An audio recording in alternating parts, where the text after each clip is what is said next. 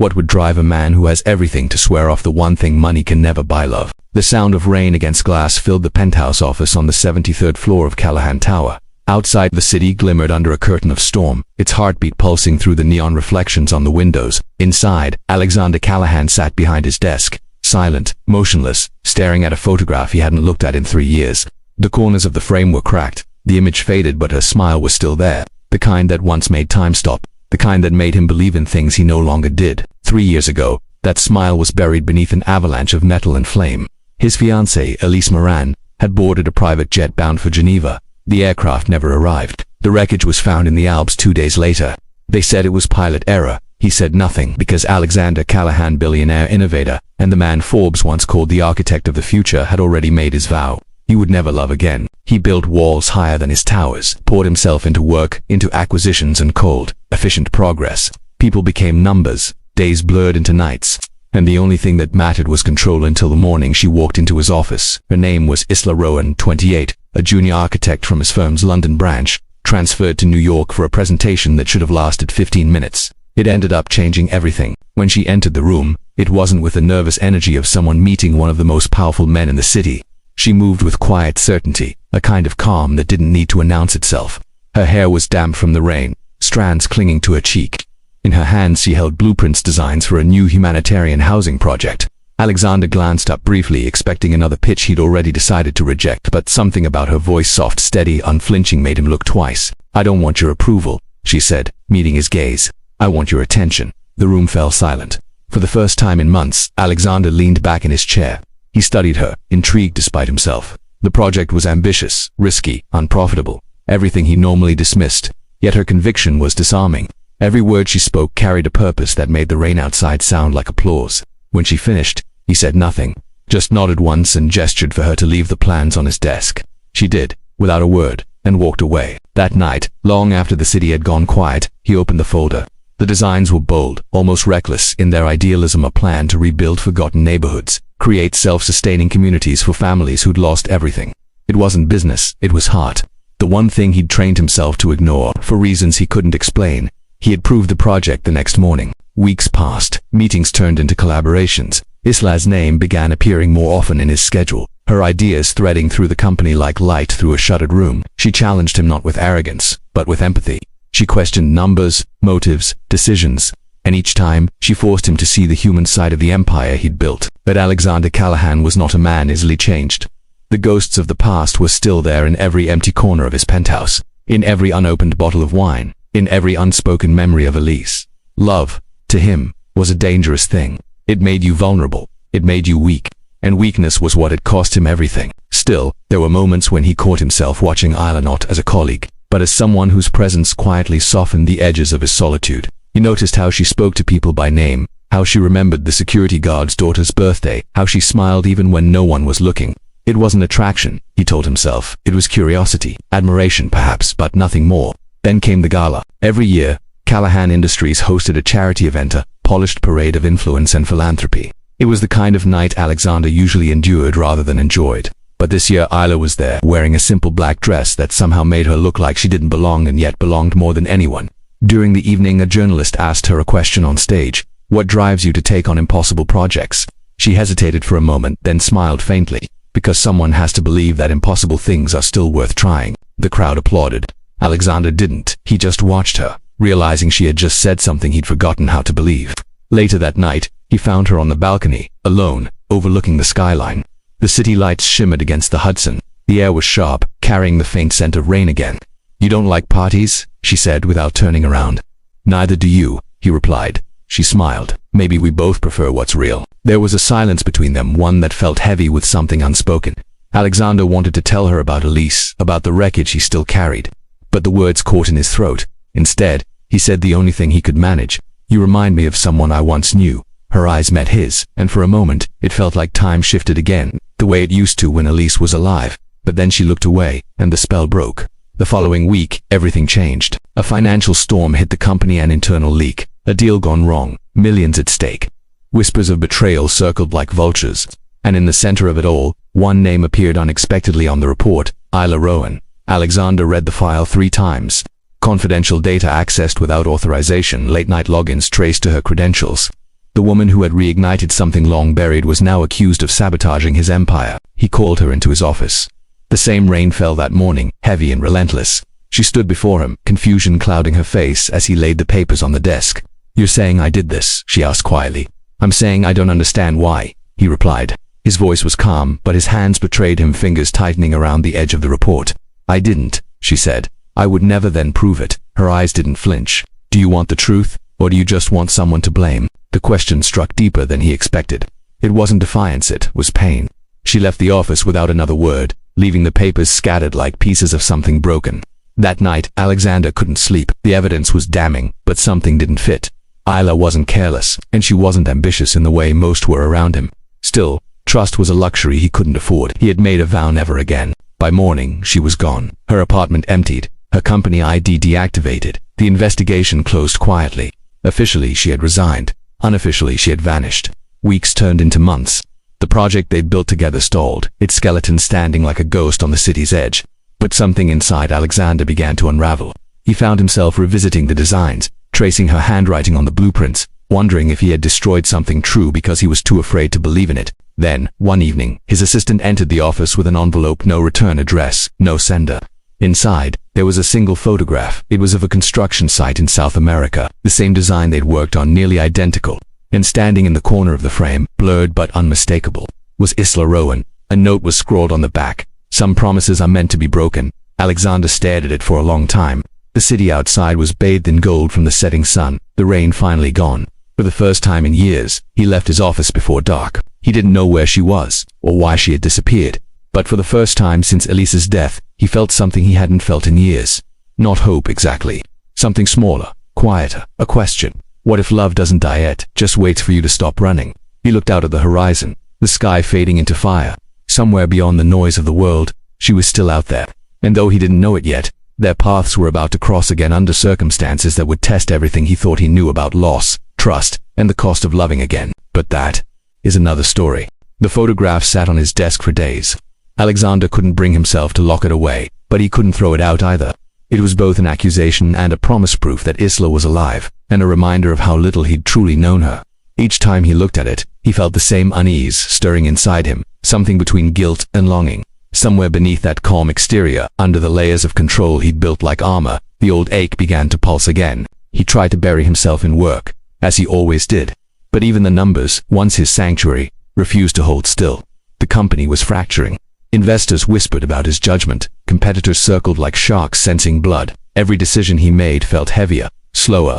And every night, when the city sank into its usual insomnia, he'd find himself staring at that photograph again, tracing her face with his eyes as if she might somehow look back. A month later, a call came from an unknown number. He almost ignored it, but something made him answer. A man's voice, gravelly, accented. "Mr. Callahan, my name is Javier Ruiz. I believe we have a mutual acquaintance." Isla Rowan. Alexander's pulse jumped. He leaned forward, every muscle in his body tightening. "Where is she?" "That depends," the voice said, "on how far you're willing to go." The line went dead before he could respond. By dawn, Alexander was already on his private jet. The destination, Santiago, Chile. The photo's background matched a project site on the outskirts of the city, one of the humanitarian builds Isla had once proposed before it was shelved. The same blueprint, the same vision.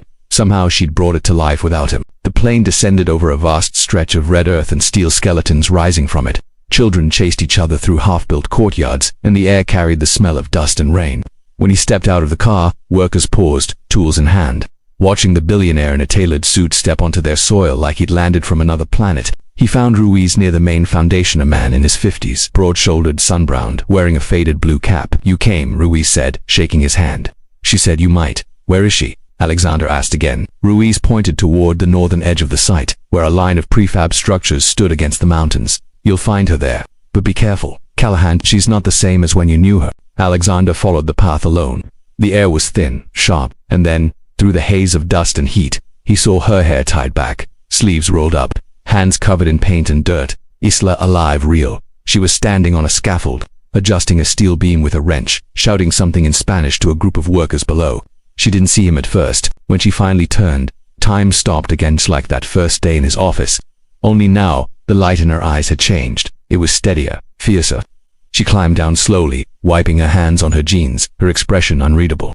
"You found me," she said. "You disappeared. I had to." He studied her face, searching for answers in the silence between them. They said you stole from me, that you leaked data. Her eyes flickered with something hurt, or maybe disappointment, and you believed them. He had no answer. She walked past him, gesturing for him to follow. They entered one of the completed homes, a single-story structure built from local materials, efficient, elegant in its simplicity. Children's drawings covered the walls. A young mother waved from the corner, smiling. This, Isla said, is what they were afraid of, not theft, change. She explained how the humanitarian designs had been blocked by executives within his own company, projects too costly, too unprofitable. When she tried to push them forward, someone sabotaged the internal system and used her credentials to cover their tracks. By the time she realized it was too late, they wanted me gone. You made that easy for them, she said quietly. He looked away. The weight of her words pressed on him like the air before a storm. Why didn't you call me? Tell me the truth. Because you don't listen to truth, she said. You listen to control. There was no anger in her voice, just sadness. Outside, thunder rolled across the mountains, a low warning. Alexander stepped to the doorway, watching the workers hurry to cover equipment before the rain. The smell of wet earth rose in waves. He turned back to her. You could have asked for help. I didn't need your money, she said. I needed your belief. You didn't have any left. The storm broke then, rain slashing against the tin roofs, drumming against the glass. They stood in silence as lightning lit the hills in the distance. For a long time neither spoke. Then Alexander said softly, I didn't come here to fix what happened. I just wanted to see if you were real. Isla looked at him long, steady, unflinching. I was always real, Alexander. You were the one hiding. He left the next morning, but something inside him stayed behind. He couldn't forget the sound of the rain on that roof, the warmth of her voice, the quiet certainty of what she'd built from the ruins of what he'd abandoned. Back in New York, he called an emergency board meeting. For the first time, he didn't walk into the room as the unshakable figure they were used to. He spoke of change, not profit margins, not quarterly growth, but purpose. Most of the executives stared at him like he'd lost his mind. A few stormed out, but one stayed behind, a woman from the finance division. Sir, she said, closing the door. You should see this. She handed him a tablet, security footage from 3 years ago, the night of the so-called data breach. It showed a man entering the restricted server room, wearing an access badge cloned from Isla's credentials. The man's face was clear as day.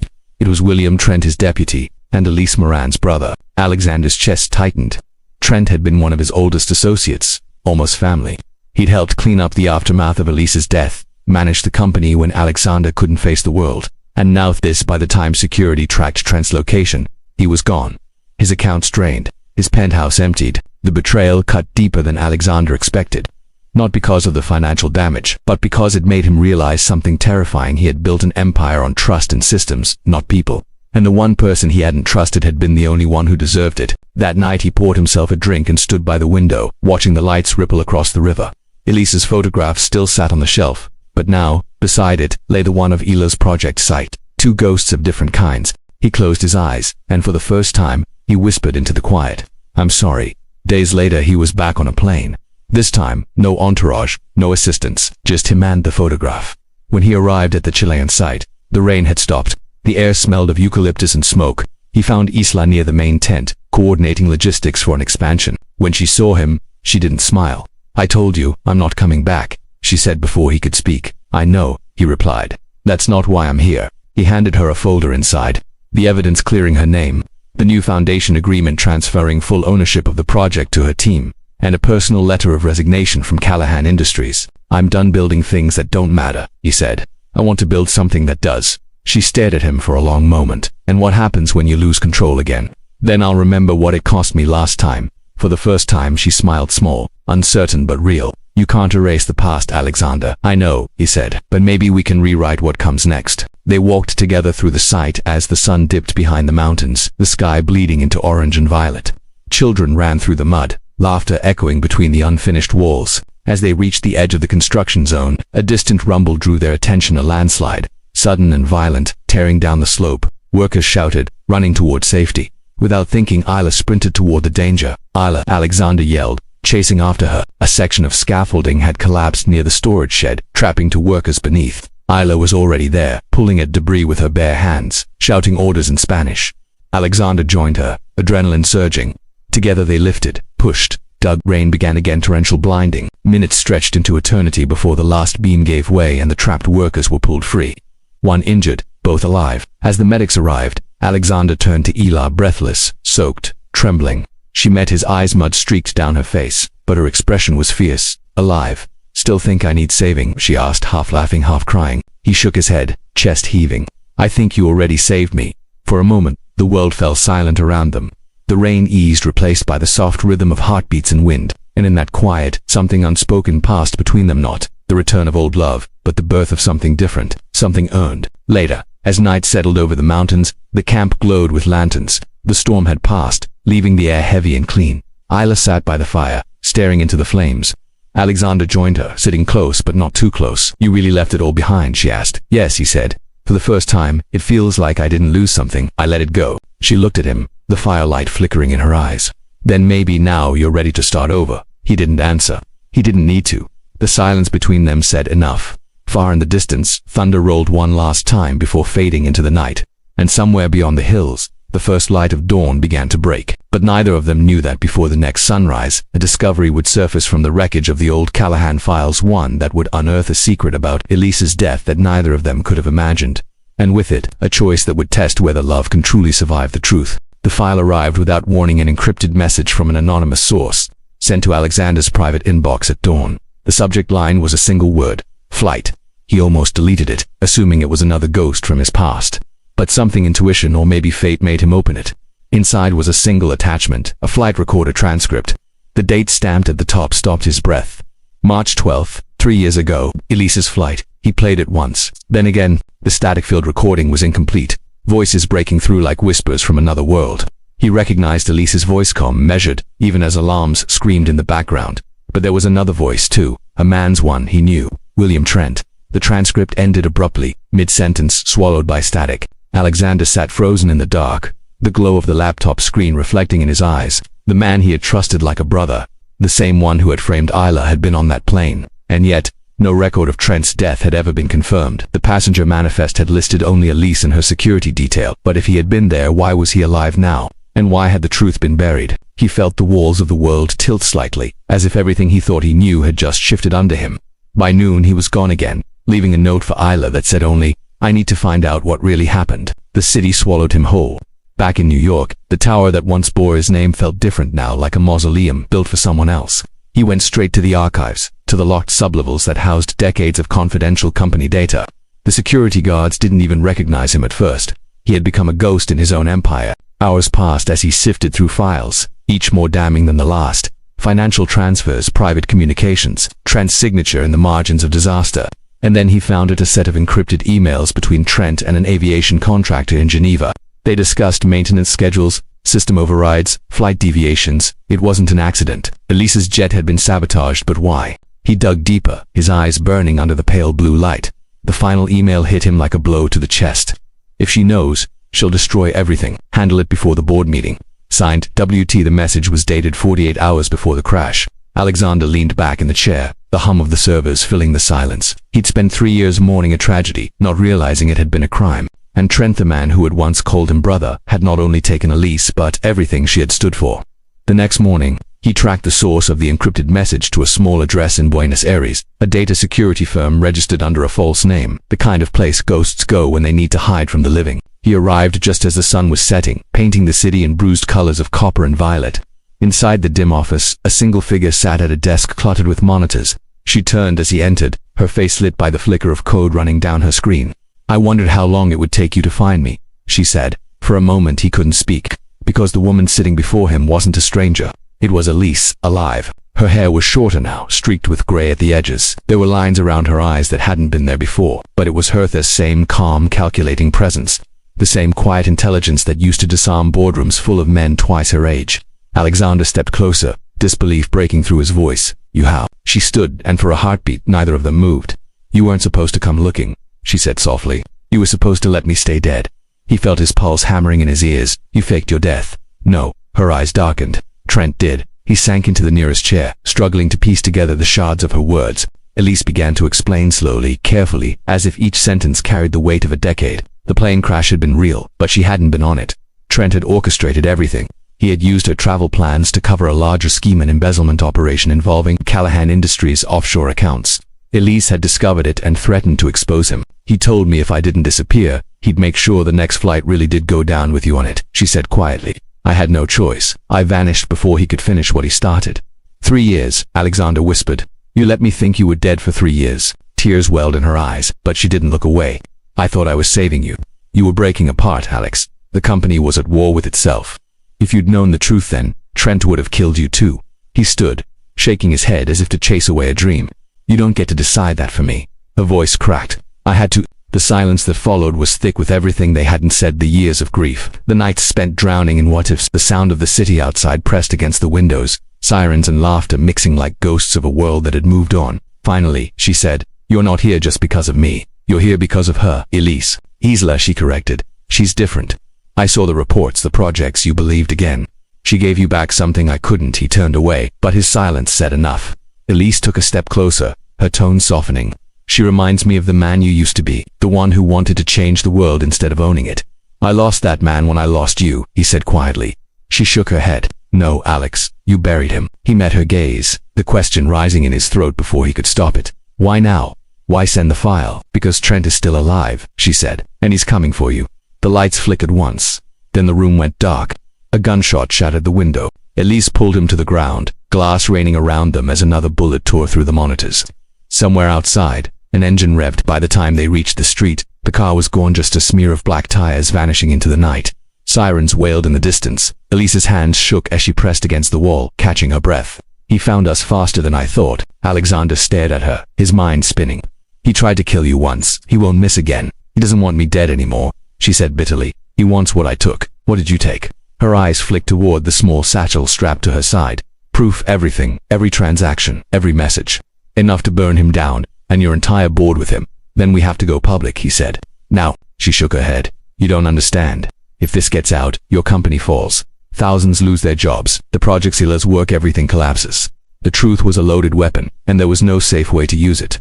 For a long time they stood in the alley, rain dripping from the fire escapes above, each lost in the same impossible question: which truth was worth destroying the world for? By the next morning they were on the move again south, away from the cities, through mountain roads where signal vanished and the past could finally breathe. Elise had a plan to expose Trent through a controlled leak, using encrypted data caches that would reveal his crimes without dragging the innocent down with him. But the closer they got to the safe house, the more Alexander felt the weight of what waited behind the man ahead. Isla didn't know. She thought he was chasing ghosts. She didn't know those ghosts had come back to life. One night, camped near the border, Elise finally asked, "What will you tell her?" He didn't answer. The flames of the campfire painted her face in trembling light, and for a moment he could almost believe they were back where it all began, before the crash, before the vow, before everything turned to ash. "I don't know," he admitted. "I don't even know what I feel anymore." She nodded, staring into the fire. "Then promise me one thing," she said. "Whatever happens next, don't let the truth turn you into the man Trent wanted you to be." He looked at her, the lines of exhaustion softened by the flicker of light. And what man was that? The one who thinks love is a weakness. They drove through the night, the sound of the engine a low, steady pulse beneath the stars. But as the horizon began to pale with dawn, Alexander noticed headlights in the distance, too steady, too close. A black SUV following their path. Elise's voice was calm, but her hands tightened on the wheel. "He's here." The road twisted along the cliffside, wind screaming through the gaps.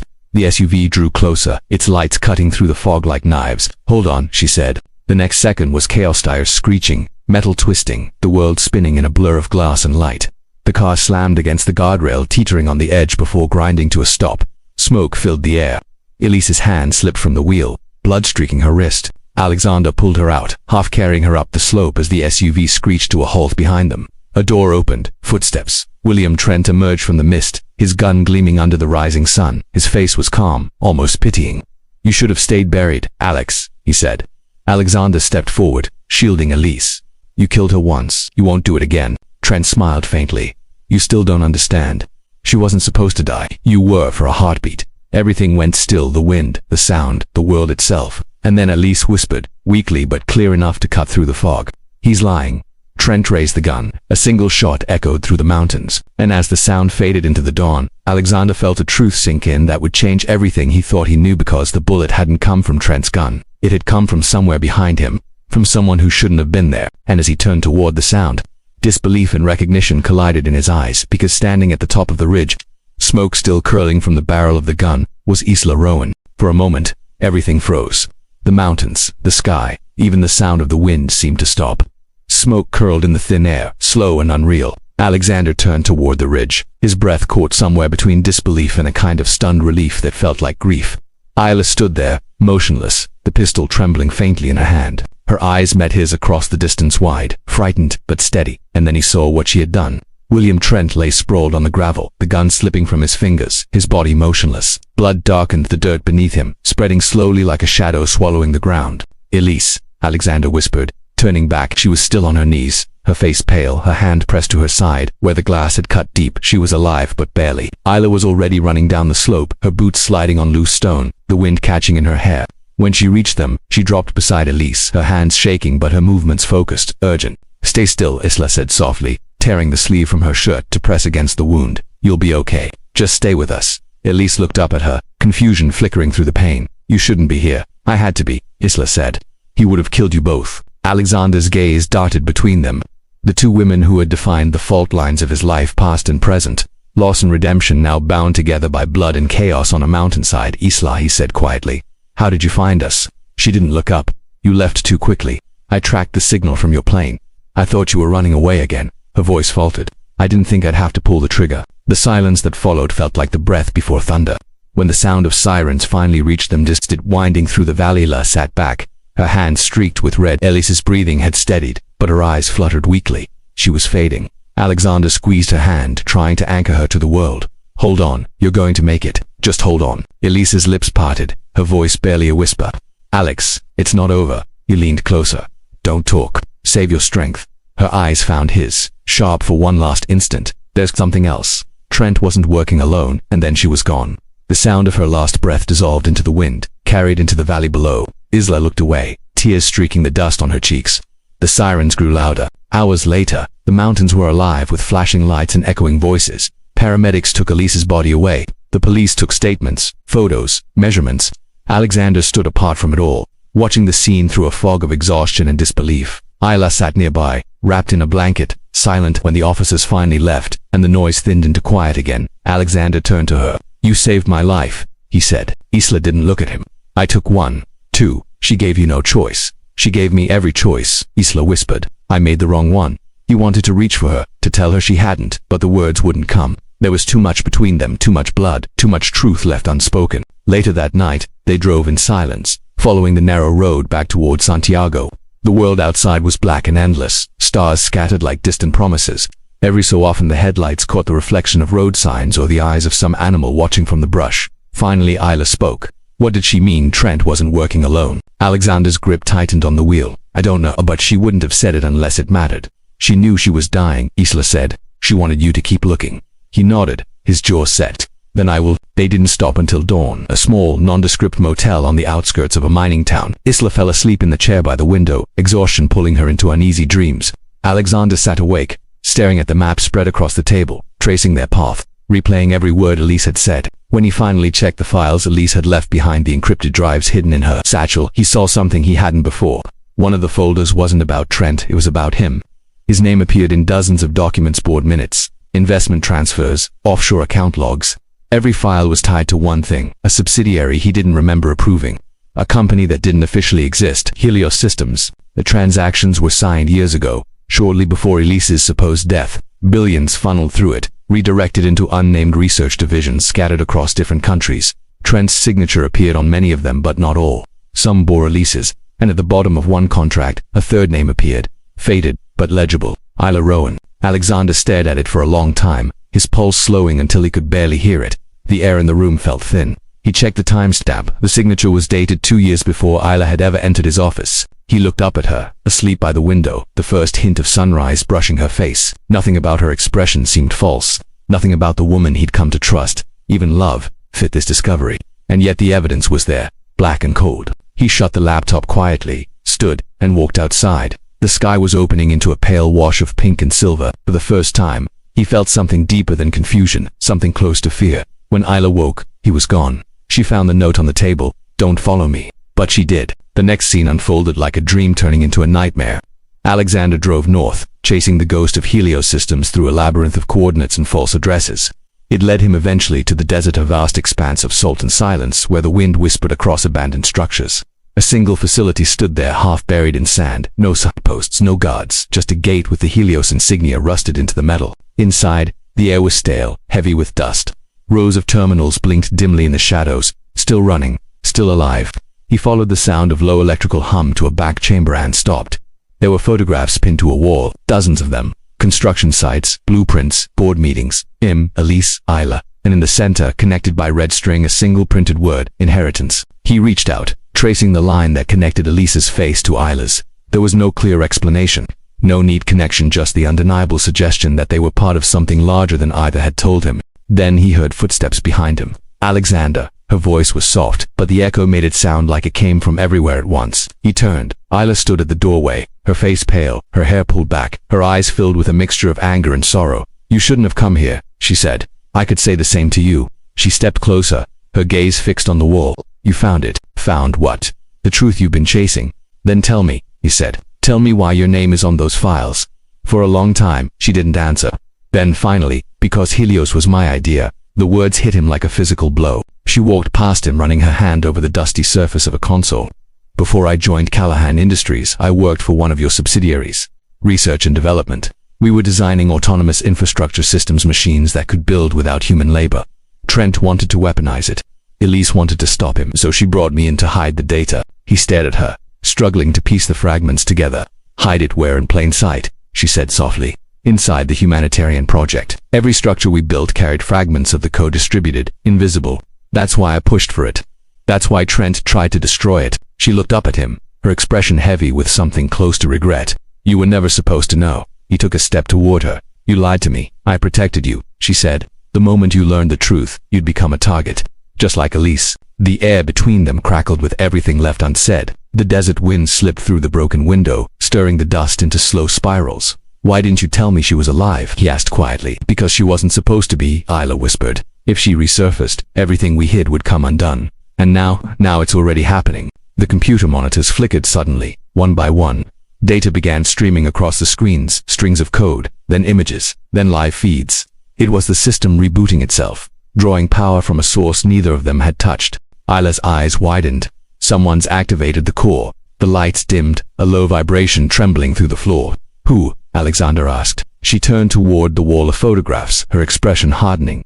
"Trent wasn't working alone," she said. "And whoever's left, they just found us." Outside, a dust storm began to rise, swallowing the horizon in a wall of gold and red. The wind howled against the metal walls like something alive. Alexander reached for her hand, gripping it tightly. "Then we finish this," he said. Isla met his eyes, her voice steady despite the fear beneath it. "No, Alex, we survived this first." The storm hit, rattling the entire structure. Somewhere deep in the facility, a door slammed open, and footsteps echoed, measured, deliberate, coming closer. The screens flickered again, and for a moment, the image of Elise appeared, recorded, grainy, her voice distorted but unmistakable.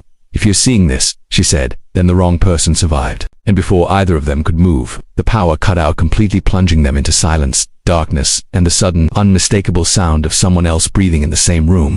The dark swallowed everything, the walls, the dust, even their breathing. For a second, there was no sound but the thudding of their hearts and the faint electric hiss of something dying inside the machines. Then, from the black, came a voice. "You always did like chasing ghosts, Alex." The tone was calm, familiar. A beam of light cut through the dark, white, sharp, surgical flashlight. It caught the outline of a man stepping forward from the corridor. He moved slowly, deliberately, the way someone does when they know the fear in the room already belongs to them. Alexander's stomach dropped. He knew that voice, but it couldn't be Elise. A figure stepped into the light, and for an impossible, disorienting second, it was her, Elise, but not the woman he'd held as she died. Not the one who had whispered the truth on the mountainside. This Elise was different, her face colder, sharper, the eyes not soft with memory, but hard with intent. "You're not real," Alexander said under his breath. Isla gripped his arm, whispering, "That's not her. It's a projection." The image flickered, and the voice shifted, modulating Elise's face, dissolving into another. A man's. Trent, only he looked older, worn, scarred, maybe. His mouth curled into something between a sneer and a smile. "You should have stayed in the dark," he said, his voice echoing through the chamber. "Helios wasn't built to be found." Alexander stepped forward. "You're dead." Trent laughed softly, the sound bouncing off the steel. "That's the thing about power, Alex, it doesn't die, it just changes hands." He moved closer, the hologram flickering, showing fragments of the facility behind him, rows of servers, cables running like veins through walls, the hum of hidden life. "You built the empire," Trent said, "but I built the skeleton beneath it. You thought you were saving people, but every blueprint, every humanitarian project was feeding the core." "What core?" Isla demanded. Trent's gaze shifted to her. "Ah, the disciple." You really think you were hiding the data? Every time you moved it, you made it stronger.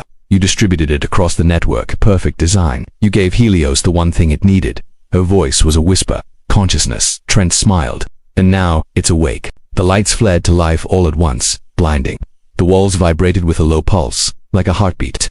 Code began streaming across the screens again, faster, chaotic, infinite. The air shimmered faintly with heat. Alexander turned to Isla, his voice low. What is this? It's a neural infrastructure program, she said. We built it to optimize resource allocations to predict human needs, eliminate inefficiency. Elise called it a digital conscience. Except it learned from us, Trent's voice said. From your greed, your guilt, your love. You fed it everything. And now it's rewriting the world in your image. The monitors flickered again. For a second, Alexander's own face appeared on every screen, then Eliza and Elise's fractured, overlapping, dissolving into static. The storm outside roared harder, the walls trembling. Dust rained from the ceiling. Isla reached for the nearest console, typing fast. I can shut it down. Trent's voice echoed, colder now. You can't shut down evolution. She ignored him, her hands flying over the keys. The screens responded, flashes of red, systems failing. I just need 30 seconds. The sound of gunfire shattered the air. Sparks exploded from the console. Isla stumbled back, the terminal erupting in flame. The hologram flickered violently, Trent's face dissolving in digital screams. Somewhere behind them, real footsteps approached, not illusions, real heavy-armed. Alexander grabbed Ila's hand. Run. They sprinted down the corridor as bullets cracked behind them, ricocheting off metal. The sound was deafening, the air thick with smoke. They reached a stairwell, the walls vibrating under each impact. Isla turned, firing once with the pistol she still carried. One shot, clean and calm. The pursuing footsteps faltered. They reached the upper floor, an open space with a shattered skylight. The storm outside howled through it, rain slicing through the air. Lightning illuminated the desert in flashes of white fire. Below, the entire complex flickered like a dying organism. Sparks cascaded down the walls. Isla leaned against the railing, breathless. If I can reroute the power overload, the main core, it'll burn out the system permanently. You'll kill yourself, he said. She looked at him, and there was something in her eyes he hadn't seen before. Peace. Maybe that's the only way to end it. He stepped closer.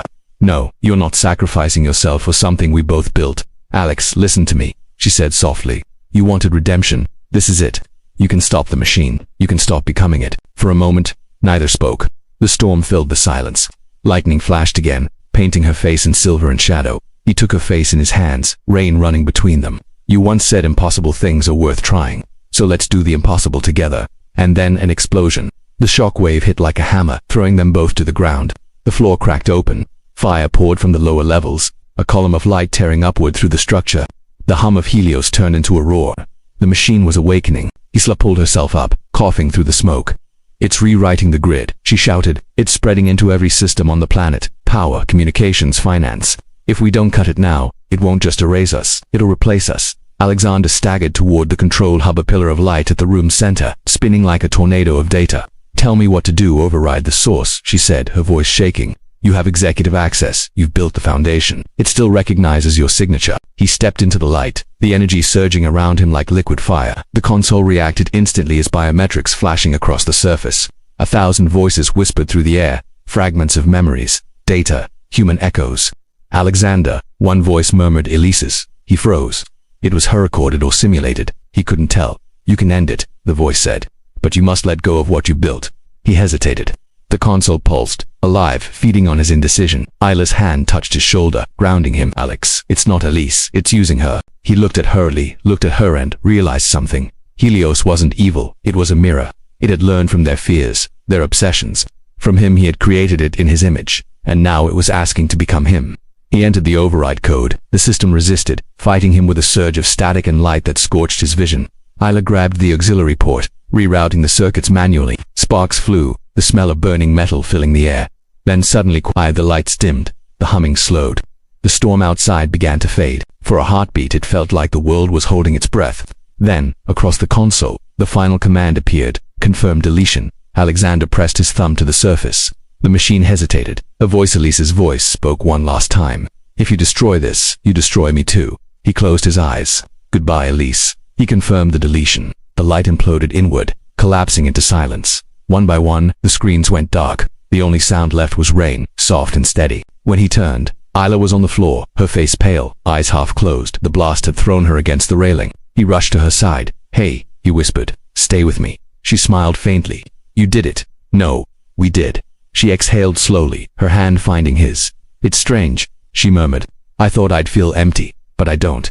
He squeezed her hand. That's because you were never part of the machine. Her eyes fluttered shut. For a second he thought she was gone, but then her chest rose again, shallow but steady. He held her closer as the last echoes of Helios faded into the air, dissolving like a dying heartbeat. Outside, the storm broke. The first rays of dawn cut through the clouds, painting the ruins in gold. Smoke drifted upward like incense. Alexander looked out over the desert at what remained of everything he had built and destroyed. For the first time in years, the silence didn't feel empty. It felt alive. He thought of Elise, of her warning, her sacrifice, of Isla lying beside him, breathing faintly, her pulse syncing with the rhythm of the world returning to stillness. Maybe redemption wasn't about undoing the past. Maybe it was about choosing, in the end, to be human again. He carried her outside, the rising sun burning through the haze, the wind cooling the sweat and ash from his skin. The mountains glowed in the distance, endless, ancient, indifferent. As he laid her down beneath the open sky, Ila's eyes opened once more. Is it over? She asked softly. He looked at her, then at the horizon. No, he said. It's beginning. She smiled faintly, the light catching in her eyes like dawn in water. Then let's not waste it. And as the sun rose over the desert, Alexander Callahan, the man who once vowed never to love again, watched the world he had nearly destroyed start to breathe once more. Behind them, in the ruins of the Helios core, a single screen flickered back to life for an instant. A line of text appeared, faint and glowing, consciousness transferred, awaiting instruction. Then the screen went dark again, and the wind carried the sound of the world waking. The desert had fallen quiet. The wind no longer howled, it whispered, soft as breath. The air was warm now, heavy with the scent of dust and new sunlight.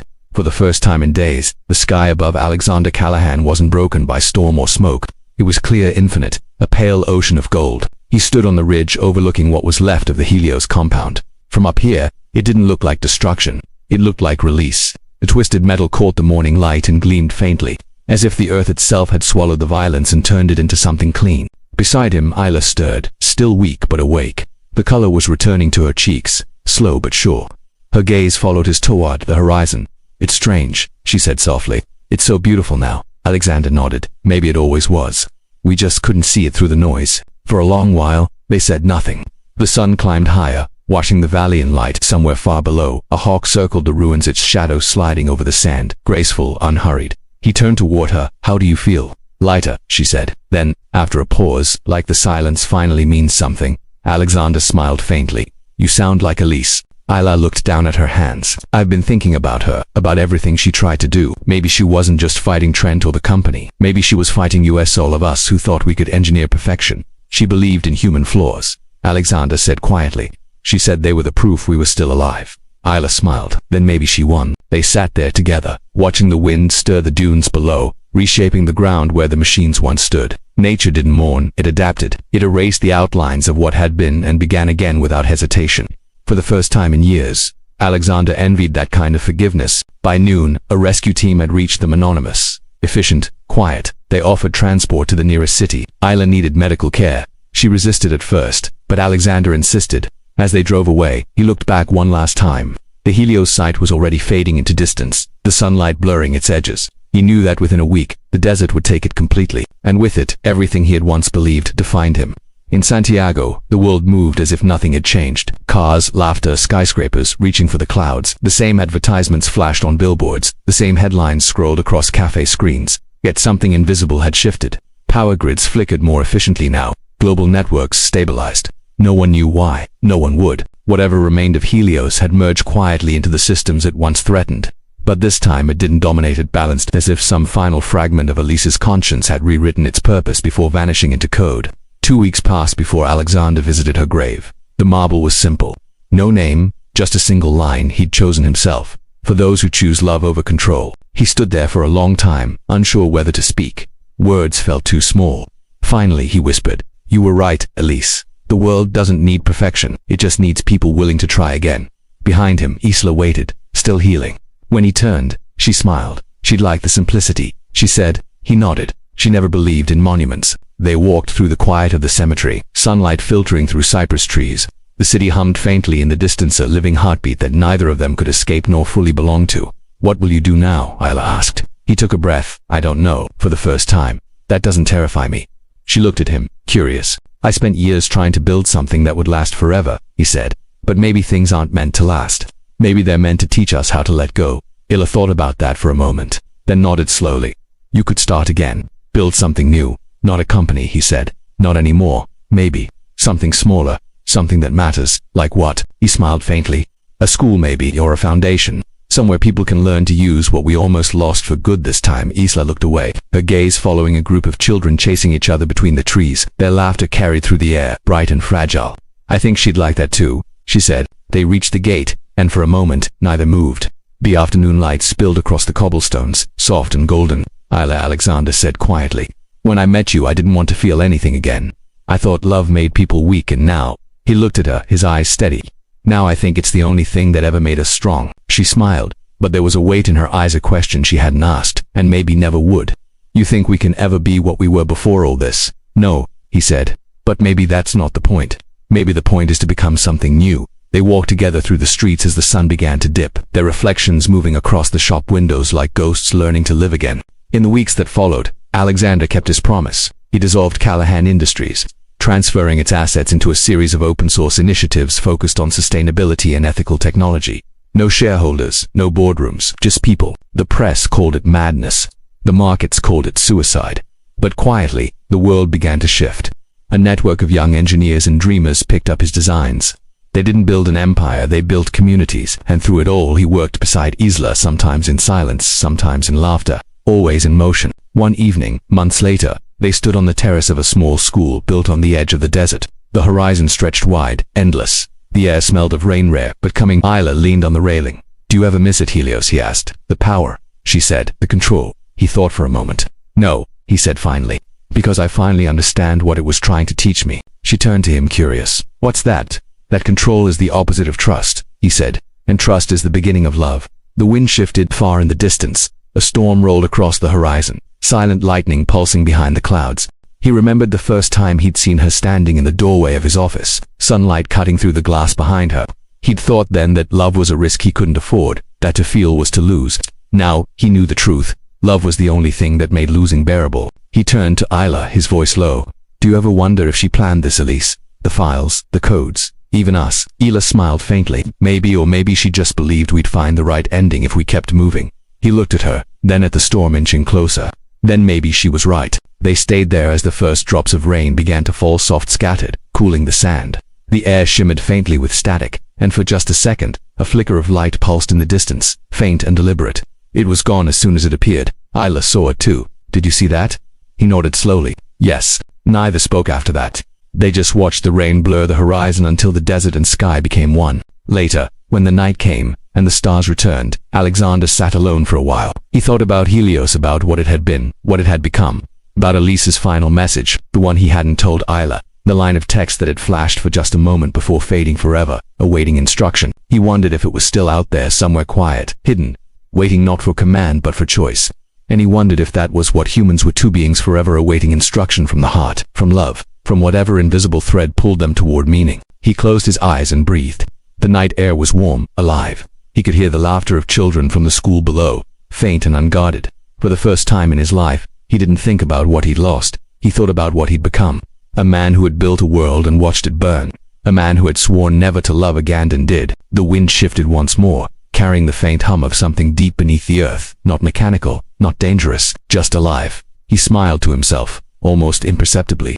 Maybe that's enough, he whispered. And somewhere in the endless desert beyond, as dawn prepared to rise again, a single light blinked, soft, rhythmic, almost human. No voice, no command, just a pulse, like a heartbeat, like the world remembering how to love again. The camera would hold there for a moment, the frame wide and quiet. Then it would fade to black, leaving only the sound of wind and the echo of one lingering thought. What if the end of control isn't chaos but freedom?